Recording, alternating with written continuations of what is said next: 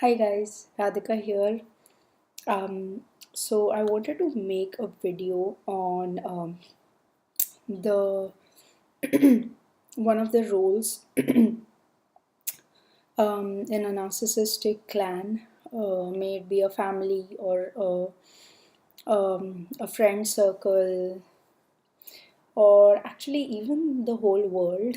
If you take it as a narcissistic clan, it is kind of like a narcissistic clan. On a higher level in the world, we are playing certain roles.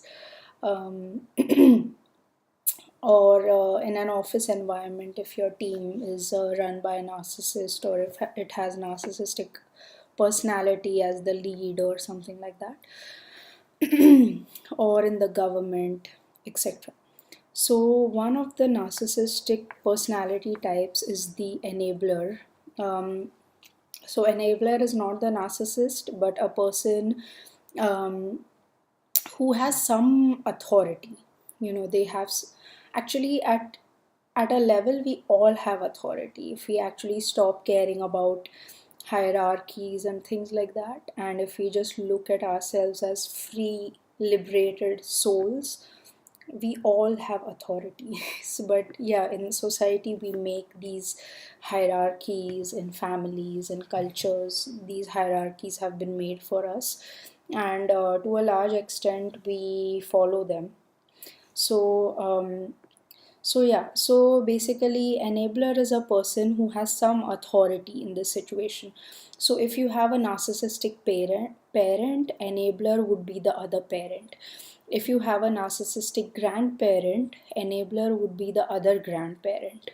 If you have a narcissistic boss, enabler would be probably his boss, or maybe a team lead, or maybe your whole team, because you all kind of can speak up against this, but you are not. In a friend circle, enabler can be like uh, the suck up guy who's sucking up to the most popular person in the group. That person is kind of like the enabler. Or actually, if the person is sucking up, that person might be more like a codependent.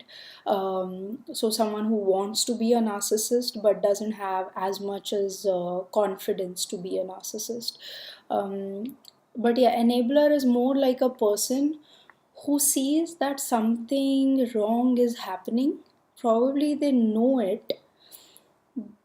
They also might have tried to raise their voice against it, they might have tried to stop it, but the narcissist might have put up either such a show when they did it, when they were opposed. Either they, like, I know cases where if you do something like that, the narcissist might just,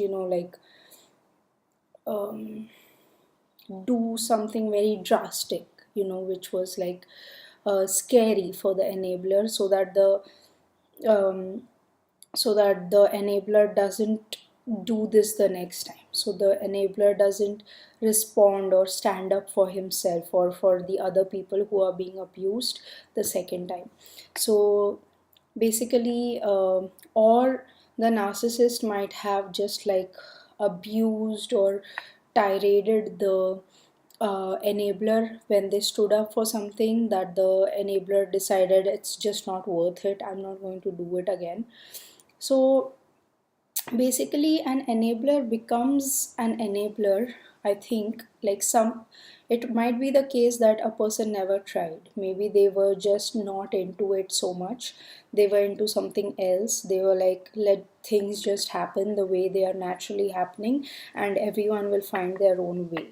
Maybe they were of the observing types. Just let things happen, they will play out, and everyone will play their role.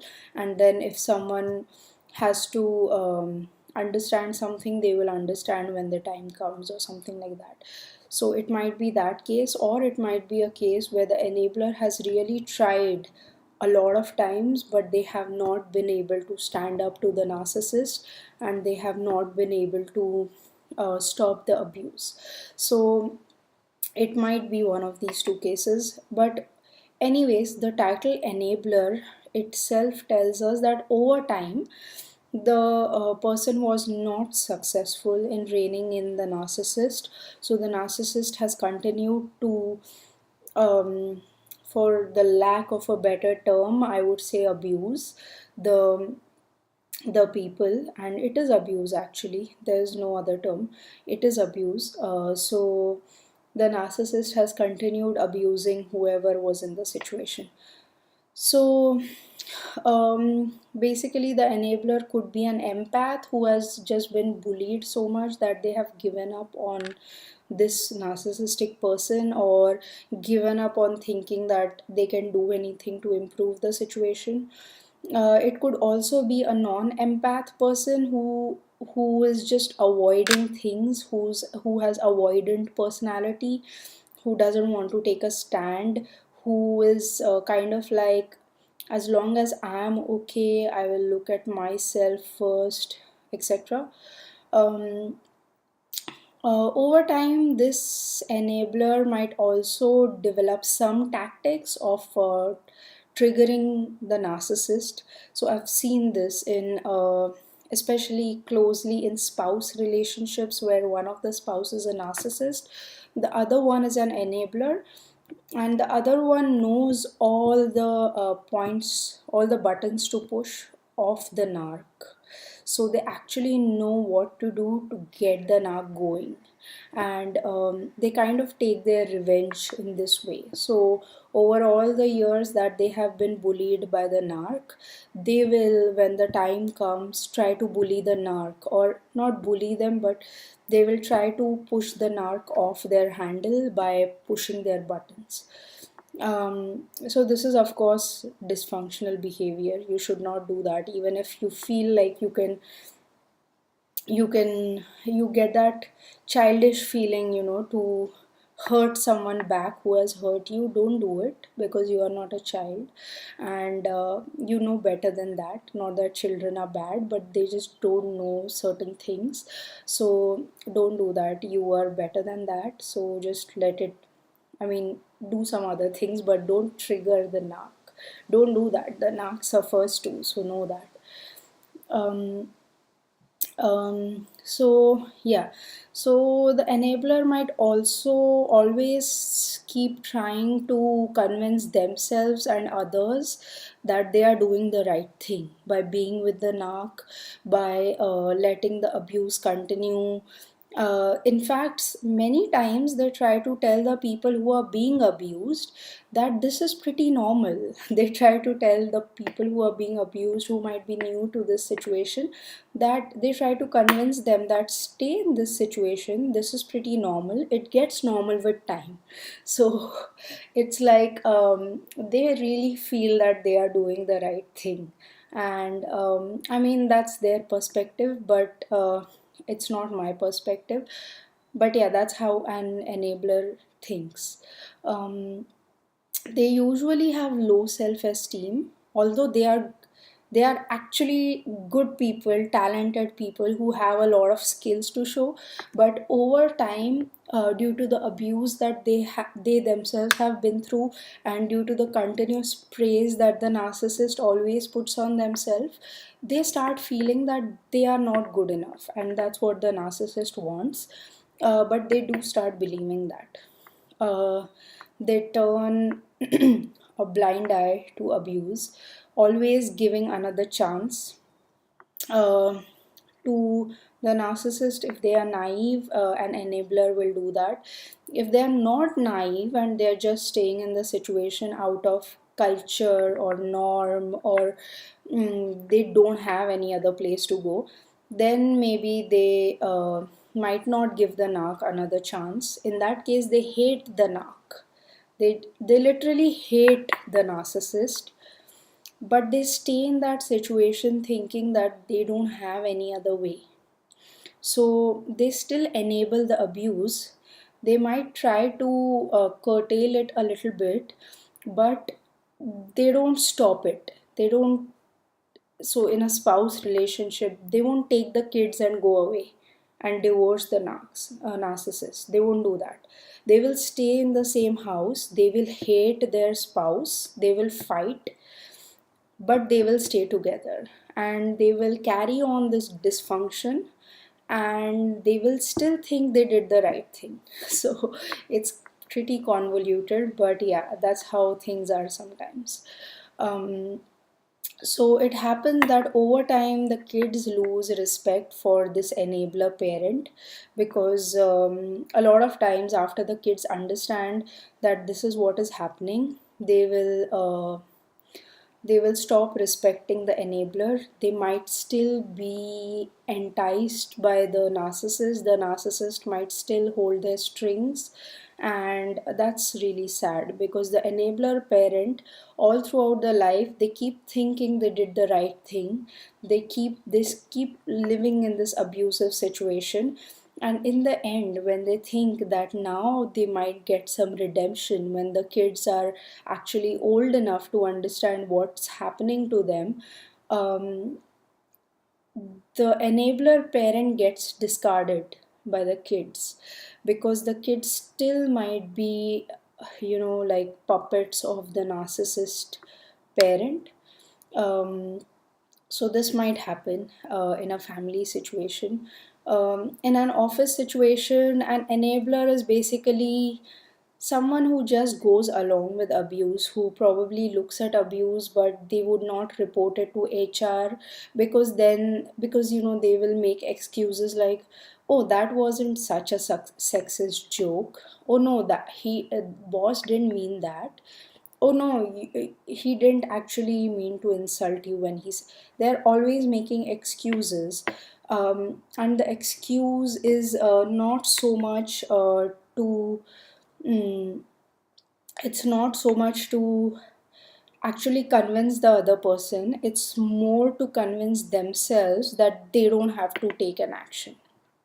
So they are coming from Enablers are coming from a very fear based place in their heart. They are not fearless, they are full of fears. They feel like, what will happen if I stand up for myself? They never feel free thinking of this, that, oh, I can stand up for myself, I can have a life on my own. So basically it feels like they don't validate themselves totally, and so they are always fearful of being either left alone, or being ridiculed, or basically they just don't feel whole inside themselves to take a stand. Because if you take a stand, you have to have a lot of strength inside of you to do that. And enablers lack that sense of strength. They lack the strength to stand on their own. And that's why they let this abuse continue, and over time they just numb themselves. They numb themselves to the abuse. They numb themselves by making excuses, by saying that, oh, where could I have gone, what could I have done, I can't. So they will always have some or the other excuse to tell either the wronged person or themselves. Even after, I think, they pass on, they will always have an excuse to God or whoever, angels, whoever they meet after they are dead. They will feel that, oh, but I had this, I had they the thing is, they lack the sense to take responsibility. They lack the sense to say that, no, this is not good, this should stop. They don't have that. So that's why a person becomes an enabler, and it might also be their conditioning. So a lot of people, they let things happen because they have always seen them happen. So that's their excuse. They feel like this is the way it is, and they are okay with just continuing the way it is. They, even though it kills a part of them, but they are okay with it. They feel that we all kill a part of selves while we are living, which is not good. It should not be the case, because you should just live completely and fully and be how you are. But yeah, that's the way enablers are. And it's kind of hard if you have been a victim of this, and if you have an enabler in your life, you might resent them. You might feel like, why did they let this happen to me? But um, so, one thing to understand is, again, as I have told you in this video, you try to put yourself in the enabler's shoe, walk 20 miles in that shoe, and you will probably know how they feel. And I'm of course not advocating that you should be an enabler. What I'm telling you is that if you have an enabler in your life, you can probably see where they come from, why they are the way they are, and maybe you are not that way. That's great for you, because enablers also suffer a lot. They suffer their whole life being with a narcissist, or even seeing the ones they love get abused, seeing families getting broken because of the narcissist. So if you talk about in government, there might be some politicians who are passing bills to destroy the environment, to not save the environment, and there might be other people in their cabinet who want to save the environment, who want to pass good bills and do good things, and they can't. They don't do anything. And such people are enablers. They are enablers at a very high level. That's what they are. And you need to understand, these people always live in fear. They are always fear based. They are so paranoid. They are so on the edge all the time, because of the abuse that they have been through with the narcissist, and they do not have the strength to come out of it. Or maybe they do, but they don't want to go there now. They don't want to do all the work to be free of this fear. So what I'm saying is, if you have such a person in your life, I think you can find it in your heart to have empathy for them. Of course, it's not a behavior that you want to teach people, that be abused and look at abuse, because as Edmund Burke has said, sorry, I messed that up. Edmund Burke, the only thing necessary for the triumph of evil is for good men to say nothing. So I really believe in this quote. I believe that if you're just looking at abuse happen and not doing anything, there is actually not much difference between you and the person who is doing the abuse. Sadly, that's true, because you have been given a body, you have been given a mind, you have been given a spirit by God, and God has given you the spirit to do good, to spread positivity, to do good things in life. And if you have the intelligence to see that something bad is being done, and you still turn a blind eye to it, isn't that a bigger crime than what the narcissist is doing? Because the narcissist is a child. The narcissist has not grown up since the narcissist was 5 or 6.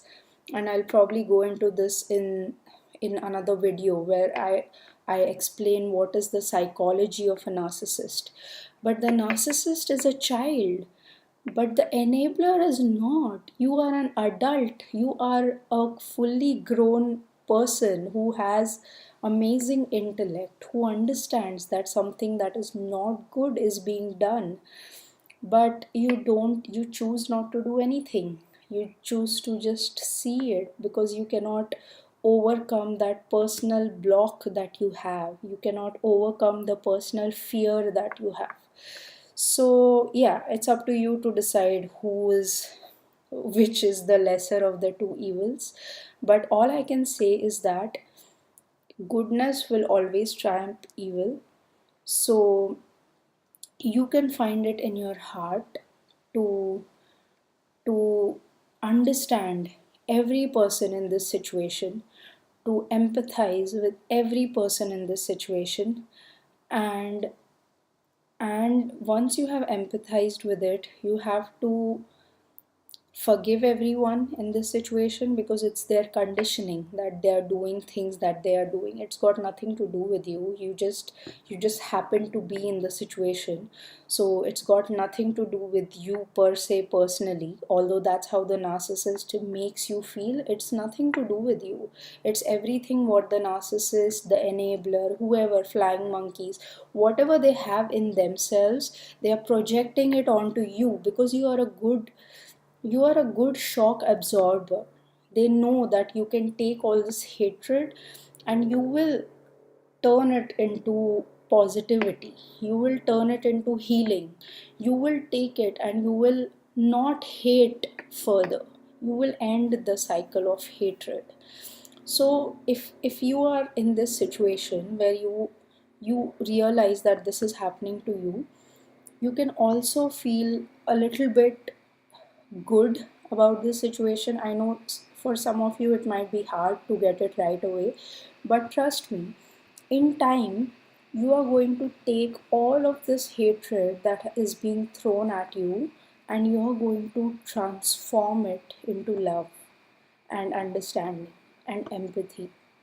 And you are going to live such a richer and such a fuller life that you will almost thank all these people who have put you through so many trials and so many troubles in your life, and you will thank them because you had to learn those lessons. Those lessons had to be learned by you, and they chose to teach you those lessons in your life. You learned how to validate yourself because of the narcissist, because of the enabler, because of the flying monkeys, because of the loved ones in your life who did not understand you, who for some time thought the narcissist is the right person. And because of all these things, because of you yourself doubting yourself, you will find out who you really are, and you will find out what is the purpose that you came to this earth with. So I just want to end this video saying that's who an enabler is, and I gave you some more spiel on positivity after that. But yeah, that was unplanned actually. But I hope you identified with this video and with the enabler that you might have encountered in your life. If you find any other qualities, please put them in the comments. And I hope this video helps you in some little small way. And as always, I wish you a lot of love and a lot of light. Thank you so much. Bye.